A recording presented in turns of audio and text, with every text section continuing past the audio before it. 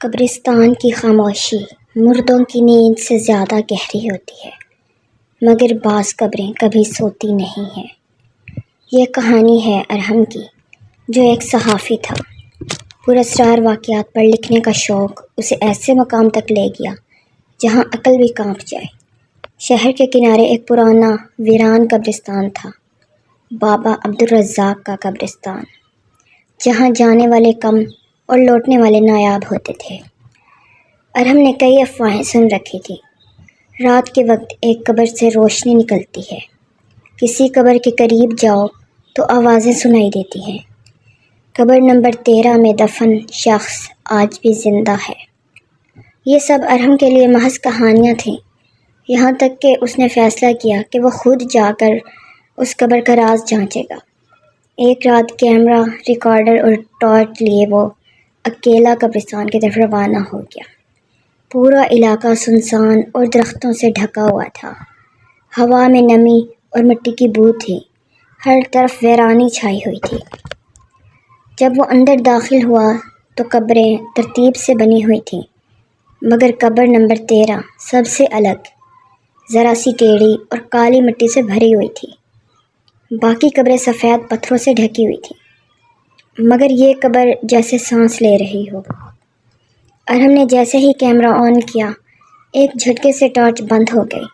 اندھیرا ایسا چھایا کہ ہاتھ کو ہاتھ سجائی نہ دے۔ پھر اچانک قبر کی مٹی خود بخود ہلنے لگی، جیسے اندر کوئی ہاتھ مار رہا ہو۔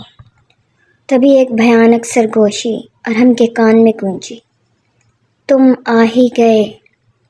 وہ پیچھے مڑا، مگر وہاں کوئی نہیں تھا۔ اس کا دل دھڑکنے لگا، سانسیں بے ترتیب ہو گئیں۔ قبر کی مٹی پھٹنے لگی اور ایک سیاہ خونی ہاتھ باہر نکلا۔ ارحم کے قدم جیسے زمین سے چپک گئے۔ وہ چیخ نہ سکا، بھاگ نہ سکا۔ ایک منحوس سایہ قبر سے نکل کر اس کے سامنے کھڑا ہو گیا۔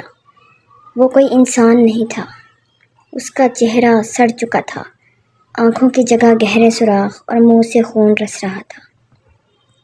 وہ مخلوق بولی، "تم نے ہمیں جگایا ہے، اب تمہیں ہمارے ساتھ سونا ہوگا۔" پھر سب کچھ سیاہ ہو گیا۔ صبح قبرستان کا مالی آیا تو قبر نمبر 13 کھلی ہوئی تھی، مگر حیرت کی بات یہ تھی کہ وہاں اب 2 لاشیں دفن تھیں۔ ارحم کا کیمرہ وہیں پڑا تھا، مگر اس میں آخری ویڈیو کیمرے کے خود بخود آن ہونے کی تھی، جس میں قبر کی مٹی ہل رہی تھی، اور پھر ایک آخری منظر، ارحم کی خوف زدہ آنکھیں اور قبر سے نکلتی ایک سیاہ شبیہ۔ پھر ارحم کبھی واپس نہ آیا، مگر اب ہر چاندنی رات کو قبر نمبر 13 کے پاس ایک نئی قبر کھودی جاتی ہے، جیسے کوئی اگلے مہمان کا انتظار کر رہا ہو۔